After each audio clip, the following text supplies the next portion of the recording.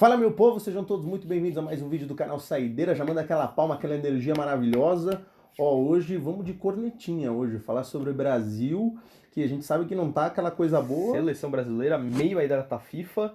E vamos ver, né? Vamos destrinchar o que tá acontecendo com a nossa seleção. A gente vai trazer aí todo o retrospecto da seleção brasileira nessa turbulência pós-Copa e também vamos trazer o que a gente acha que dá para fazer para um futuro até chegar 2026, se é que ainda há salvação. O dia ainda tem o dia depois de amanhã? Exato. Esse é um filme, Então, né? é um filme. Deixa seu like, compartilha, comenta aí o que você acha que vai dar da seleção brasileira. Se a gente vai estar na Copa, eu acho que vai estar na Copa, isso é com certeza. Mas a gente tem chance de ganhar? Já comenta agora e bora pro vídeo. Bora. Bom, a primeira coisa que eu acho que a gente vai ter que falar sobre o Brasil, que já reflete bastante no que está acontecendo, é o planejamento da CBF, que foi totalmente errado. A gente ficou esperando aí um positivo do Ancelotti durante alguns meses, né? Quase 6 meses aí. E que o Ancelotti sempre se manifestou como se ele não Tinha certeza. Assim, que não existia nada, na verdade. Exato. Não existia nada falado, nada apalavrado entre seleção brasileira e Ancelotti, e ele sempre deixou isso muito claro. A gente demorou, bobeou, e aí apareceu os primeiros jogos aí do Brasil. Que foram os amistosos, né? Isso. Então a gente teve aí, dentre esses amistosos, a gente começou com o interino, que era o Ramon Menezes, né? Que aí a gente ainda tava na expectativa, né? De se vinha ou não vinha. E assim, vale deixar claro que o presidente da CBF sempre confirmou que o Ancelotti ia vir. Ele sempre confirmava tava que tinha positivo. certeza, né? E aí, assim, isso já reflete totalmente uma bagunça interna na CBF. E aí o Brasil teve amistosos com Marrocos, Guiné e Senegal antes de começar as eliminatórias, onde ele só venceu a Guiné e perdeu os outros dois. Né? Tomou de 4 do Senegal. 4 do Senegal, mas assim, o Marrocos foi 2-1, mas poderia ter sido muito mais, porque a seleção jogou muito mal aquele jogo. E ainda vinha, tipo, um pós-Copa que o Marrocos foi muito bem, né? Assim, beleza, se a gente pensar naquele cenário, pô, pós-Copa, aquela ressaquinha de Copa, meio turbulento, ok. Ainda com o interino. E aí vem um outro trecho que faz parte desse ciclo, que ele, pra mim, aí começa, tipo assim, a entregar que o Brasil tá totalmente perdido. Que é a contratação do Fernando Diniz, sendo que ele... Como interino, né? Como interino, com um contrato de 1 ano só, e ele ainda sendo treinador do Fluminense. Então, tipo assim, uma coisa totalmente atípica de se ver em qualquer seleção. Mano, seleção pequena não faz isso. Uma bagunça completa, assim. Bagunça por parte da CBF, do Fernando Diniz. E depois essa bagunça toda refletiu dentro de campo. Porque a gente, assim, eu acho que eu posso dizer que a gente viu a pior seleção da história do Brasil. Eu acho que essa é a pior seleção, assim. Tipo, se a gente pega pelo menos esse ciclo é o pior ciclo que eu já presenciei, assim, de tudo do Brasil. De toda a história, eu acho. Porque, tipo, mesmo que a gente não presenciou, não teve... Se você buscar nos retrospectos, não teve nada pior do que isso. Não que eu me lembre. Por mais, tipo assim, que o Brasil não tenha ido bem em algumas eliminatórias, como não foi bem em 2002, que foi campeão, o retrospecto não era tão ruim quanto esse, né? Com eliminatórias aí com quebra de recordes negativos, perdendo para a Argentina em casa depois de não sei quantos anos, perdendo para a Colômbia em casa depois de não sei quantos anos, não vencendo a Venezuela no último jogo, como a gente viu. Foi a primeira vez que o Brasil não vence a Venezuela numas eliminatórias jogando lá. Então, assim, quebra de recordes negativos, né? Mas assim, voltando para a nossa linha do tempo aqui... Aí, depois desses amistosos, chega o Fernando Diniz, né? Isso. E ele vai para as classificatórias. Você tem 2 vitórias contra seleções fracas. Bolívia, porra, tem que vencer. Sim. E Peru. E apesar de uma goleada, mesmo assim, apesar de uma goleada em cima da Bolívia, ele não foi convincente. Nenhum dos jogos que ele vence é convincente. E a vitória do Peru com um gol no último minuto de cabeça do Marquinhos, onde o Brasil não foi nada assim, superior. Assim, jogou acima. Sofrendo e... Não, tinha muito a bola, mas não sabia o que fazer com ela. Era aquela posse de bola sem progressão, né? Sem, tipo, gerar chances de gol. Aí a gente empatou com a Venezuela aqui no Brasil. E aí depois tem a sequência horrível de Uruguai, Colômbia e Argentina perdendo os 3 jogos. Depois desses 3 jogos e a seleção não rendendo nada, o Fernando Diniz cai e vem para assumir o Dorival Júnior. Teve um progresso pequeno, mas ainda muito distante para se quiser brigar por uma Copa do Mundo. E, tipo assim, aí a gente pode até dizer que depois daquela vergonha que o presidente da CBF passou confirmando o Ancelotti não vindo, e aí ele tem que escolher um outro técnico, escolheu um brasileiro. Não, assim, pelo menos na nossa opinião, não foi uma coisa tão absurda escolher o Dorival pelo momento que ele vinha passando. E também, o melhor, eu acho que ele era o melhor técnico em naquele atividade. Momento, né? Dentro do que vinha sendo mostrado pelo Dorival, não foi nada muito absurdo. Mas, é o que a gente falou, o progresso que teve de Fernando Diniz para Dorival, pouco. Ele foi... Eu diria que seria até um progresso natural. E aí, quando o Dorival assume, ele tem os amistosos, surge uma esperança, né? Sim. Porque ele vai bem nos amistosos. Ele vence a Inglaterra por 1-0 com o gol do Endrick no final, sendo até que, assim, não superior, mas jogando de igual por igual. E com uma Inglaterra ali que, porra, era super favorita a ganhar a Eurocopa. E aí vem com a Espanha, empata 3-3, um jogo que poderia ter vencido, que teve alguns erros ali de arbitragem. Não venceu, a atual aí campeão da Euro, mas jogou muito de igual para igual também. E isso eu acho que dava credibilidade de acreditar no trabalho dele. Credibilidade de acreditar no trabalho. E dava. Aparentemente ele veio para consertar. Mas não foi isso que a gente viu ao decorrer. Aí a gente vai para os outros 2 últimos amistosos antes de uma Copa América, que aí a gente já tá falando desse ano, né? Na verdade, esses amistosos a gente já tá falando do início desse ano, e aí a gente vem Copa América no meio do ano, mas antes ainda teriam 2 amistosos contra México e Estados Unidos.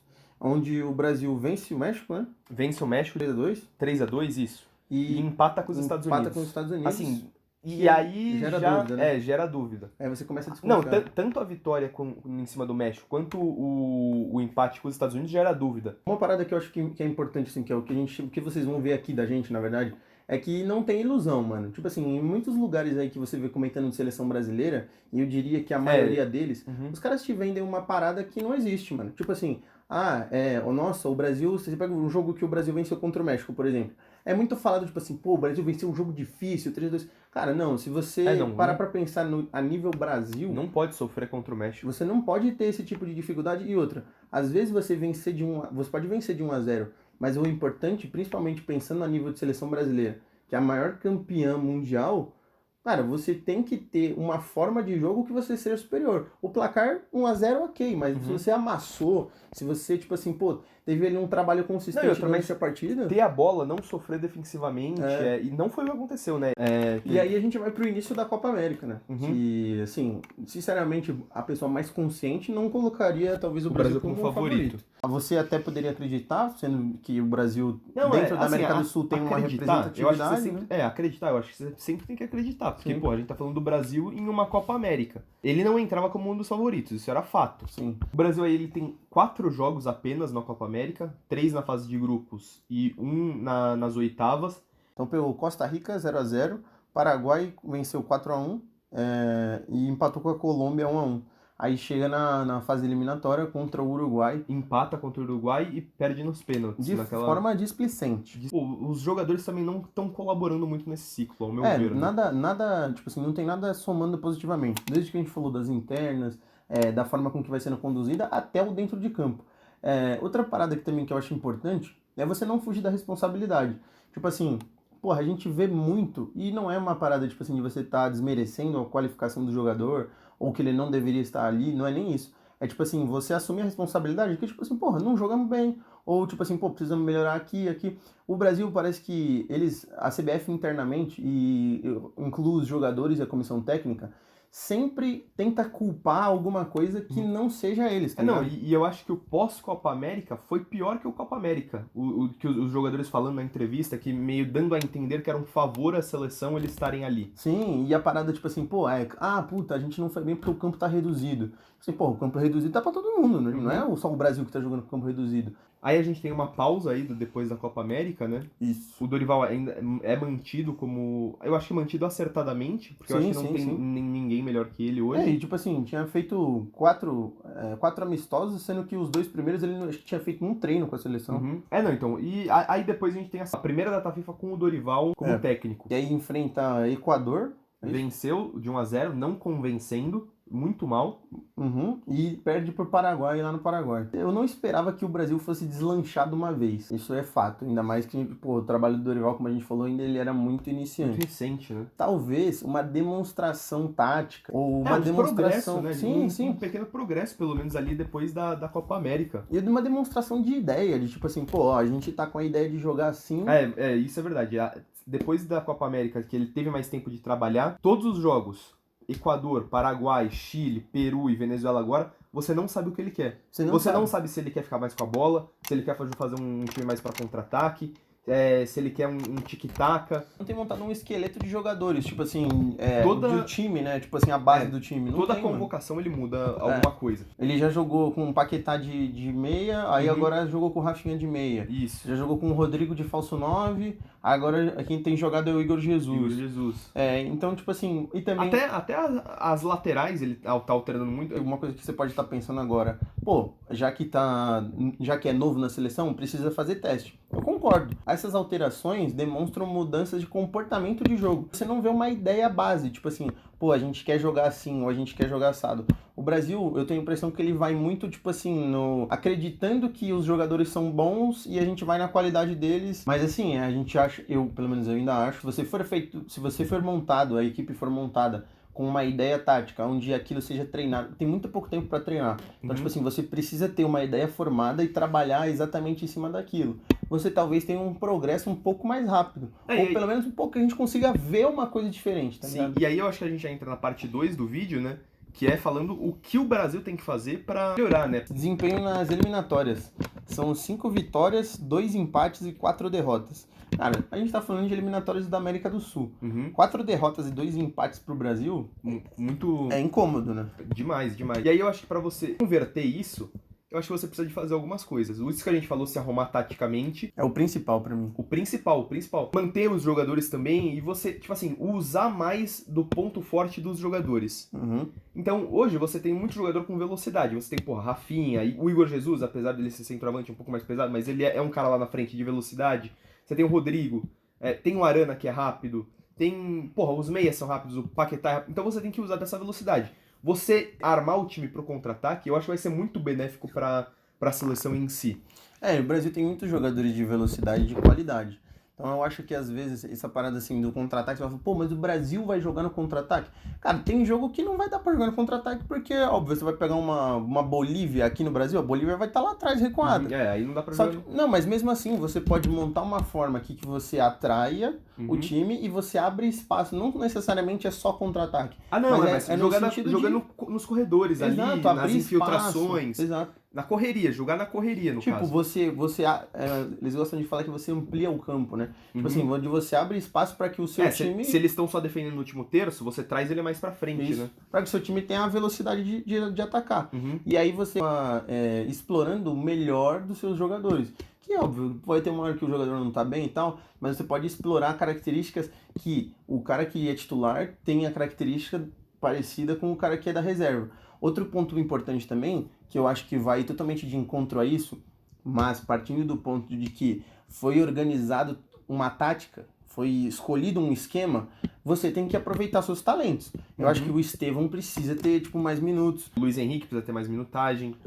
Até o próprio Endrick, por mais de reserva... o Endrick é reserva no Real Madrid. Cara, mas assim, já entrou no Brasil, às vezes... Já entrou e fez já resolveu o jogo. A maioria das vezes que ele entrou, ele fez gol, né? Então, você tem que explorar isso. Seleção muito se fala que é momento. Mas às vezes o cara não tá num bom momento no clube e ele pode te entregar alguma coisa diferente. Mas óbvio que repetindo, pensando nisso, a partir do momento que você tem uma ideia de jogo e uma tática bem montada. Não adianta você jogar um moleque lá e tentar falar, ele tem que resolver o jogo e joga nas costas dele. E aí eu trago até um terceiro ponto, mas esse já entra no e se, né? Eu acho que o Neymar voltou de lesão. Se ele voltar bem, eu acho que ele é crucial para essa seleção brasileira. Com certeza. Principalmente ali, se você quiser manter com o Brasil com a bola no pé, ele é o fundamental nisso. E ele precisa ter, essa ideia tática já tem que ser pensada com o Neymar estando, mesmo que ele não esteja lá presencialmente, você pensar esse time nele, para que ele esteja lá dentro. Cara, pra mim é o maior absurdo hoje em dia alguém falar de que a seleção é melhor sem o Neymar e que ele não deve estar lá e tudo mais. A seleção brasileira, eu acho que ele... Teve alguns jogos que ele abaixo, sim, mas eu acho que ele nunca desapontou. Não, e ele tem uma sequência, ele com certeza... ele vai estar, no mínimo, um pouco acima do que estão demonstrando. Ah, sim, com certeza. Trazer uma ideia de jogo com uma tática bem montada. Eu acho que assim, você precisa montar um esquema que você seja sólido defensivamente. O Brasil tem tomado muitos gols. Muito. Então, além disso, explorar o melhor do talento dos seus jogadores, independente de idade. Cara, na situação que tá, você precisa encontrar uma forma, alguém que te entregue.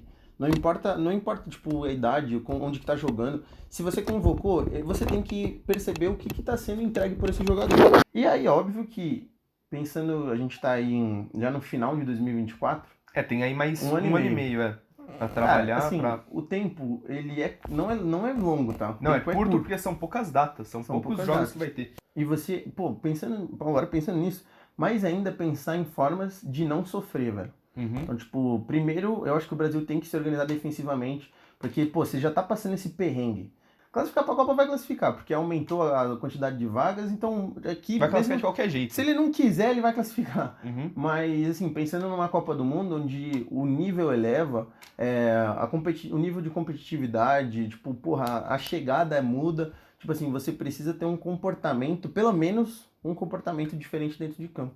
E você? O que você acha que tem que mudar na seleção? O que você acha que tem que melhorar? Comenta aí pra gente saber. Já curte e compartilha esse vídeo com alguém. A gente vai deixar aqui também no link da bio o podcast que a gente participou lá no Pá de Coisas, onde também a gente fala sobre Neymar, fala sobre Vini Júnior, fala sobre seleção brasileira. Então, ó, se você quiser também conferir algumas coisas que a gente falou lá, já vai lá. Tá aqui na bio, é só você clicar e ir lá assistir. E a gente também se vê em breve, quem sabe falando mais de seleção e também falando sobre Brasileirão e tudo mais. Valeu!